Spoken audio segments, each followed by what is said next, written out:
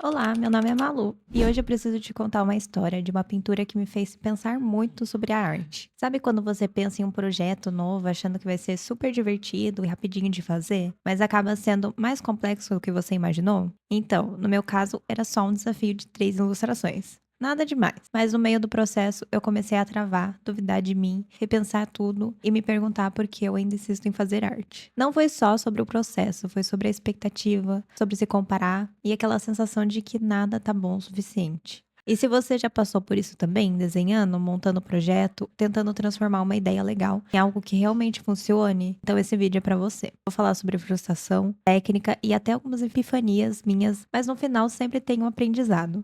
Então fica comigo que eu vou te contar como tudo aconteceu. Todo mês de maio tem um desafio de ilustração chamado Mermaid, tipo Inktober, só que com sereias. A ideia é desenhar sereias todo dia durante o mês inteiro, seguindo temas diferentes. Mas eu só quis fazer o desafio quando faltava uma semana para o mês acabar. Eu vi no Instagram uma lista reduzida com 3 temas para fazer em uma semana. E os temas eram Halloween no fundo do mar, encontro de pets e um peixe fora d'água. Quando eu vi esses temas, eu tive a ideia, e se eu fizer uma historinha? Porque, né, eu adoro um desafio. Se você me acompanha por aqui, talvez saiba que eu tô trabalhando em um livro ilustrado que é uma releitura do Peter Pan. E uma das páginas eu desenho 3 sereias. Então eu aproveitei e usei as mesmas 3 sereias para esse projeto também. E a ideia era, as 3 sereias estão numa festinha no fundo do mar, até que uma delas encontra um objeto misterioso e tem a brilhante ideia, e se a gente fosse pro céu? Claro, sereia não voa, então elas recorreram ao seu amigo polvo e propõem um concurso de pets para decidir quem vai ajudar nessa missão. Cada sereia tem o seu pet: um cavalo marinho, um peixe-bolha e um tubarão. E adivinha quem vence? O tubarão. E na última ilustração elas estão voando no céu, 2 em cima do tubarão e uma de paraquedas. E o paraquedas é o próprio polvo. Eu tava super empolgado, eu passei quase um dia só pensando na ideia, montando mood board e fazendo sketches feios. Mas, como eu estava pensando em um projeto bem elaborado, eu tive a ideia de transformar essas ilustrações num projeto de portfólio para livro infantil. Mas aí bateu aquele pensamento: quem que monta um projeto decente de portfólio em uma semana? Aquilo me derrubou, porque no fundo eu sabia que esse projeto não ia ficar com a cara de portfólio. Os formatos estavam todos para Instagram e eu quero um projeto de portfólio pensando como se fosse um livro mesmo, com página dupla, narrativa visual e tudo mais. E aí bateu o dilema, que talvez você já tenha vivido também. Você tem uma ideia legal, mas sente que ela precisa de tempo. E tempo é tudo que você não tem. E eu precisei escolher: abandono o projeto ou continuo como um rascunho, um protótipo? E eu decidi continuar. Mas aí veio a parte mais difícil: a pintura. Eu sempre tive esse problema. Quando eu coloco as cores, eu acho lindo, mando pro celular e odeio. Parece que tudo muda. Talvez pode ser que eu me compare com algum artista top pra me deixar um pouquinho mais pra baixo também. Mas esse não é o foco desse vídeo. O foco era que eu me preparei bem, tinha um mood board, paleta de cor, rascunho bonitinho, line art feita, teste de cor, tudo estava indo certo, até de fato eu começar a pintura. E a ideia era fazer uma pintura em um estilo de aquarela digital. Eu comecei com o fundo roxinho, depois eu pintei os elementos usando aquela camada de multiplicação, sabe? Ficou horrível, sem contraste, sem vida, sem profundidade. Parecia que tudo que eu tinha planejado tinha ido por água abaixo. Mas eu não desisti. Eu refiz, pintei de novo, passei horas ali tentando resgatar alguma coisa que eu conseguisse gostar. E quando eu finalmente terminei, eu odiei. De novo.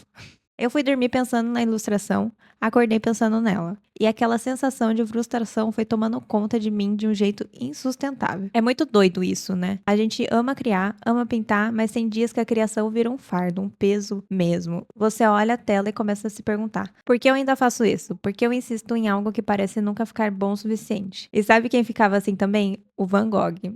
É. Ele passou a vida inteira com essa sensação de que o que ele fazia não era bom o bastante. Nas cartas que ele escrevia pro irmão, ele dizia que às vezes achava que estava desperdiçando tinta. Igual eu tenho papel caro de tinta acrílica que eu nunca usei na vida. Pra não fazer uma arte feia, né? Quem mais faz isso? O Van Gogh também escrevia que ninguém nunca ia gostar da arte dele, e no fim das contas ele só vendeu um quadro enquanto estava vivo. Maior frustração de um artista isso, né? Mesmo assim, ele continuava, porque para nós artistas não tem outra forma de existir. Criar é o jeito que nos mantém vivo, e eu acho que tem muita gente que se sente assim também. Mesmo que você não viva de arte, mesmo que você desenhe só por hobby, tem algo dentro da gente que a gente só consegue expressar desenhando. Nem sempre vai ficar bom, nem sempre vai ficar bonito, mas a gente continua porque é o nosso jeito de se sentir, se expressar e existir. Mas aí eu percebi que tinha que parar e fazer tudo de novo, com mais calma e paciência.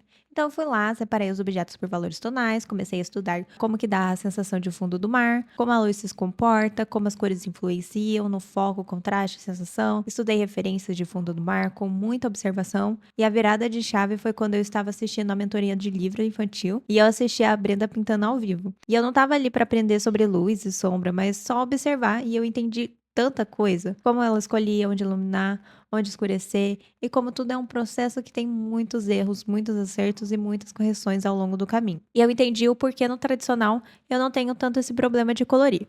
Porque as paletas de cores já são limitadas. Elas já estão tudo em harmonia entre si. E no digital eu travo porque são tantas opções, tantas cores, tantos tons, é tanta liberdade que ela me trava. E quando tudo é possível, às vezes não sai nada. E talvez você também já tenha se sentido assim. Como se saber fazer não fosse o suficiente. Como se sempre tivesse alguma coisa invisível entre a sua ideia e o que parece na tela. Toda vez que a gente melhora 10%, a gente descobre mais 10% que a gente precisa melhorar. E é por isso que dói, porque melhorar não é chegar mais perto do perfeito, é enxergar melhor o que ainda falta. E isso pode ser frustrante, mas também é o que faz a gente crescer. Depois de muito me estressar com a pintura, eu resolvi olhar para ela com curiosidade, tentei entender onde estava exatamente o erro. E eu só percebi porque eu parei, porque eu observei e porque eu respirei. E isso também é parte do processo criativo.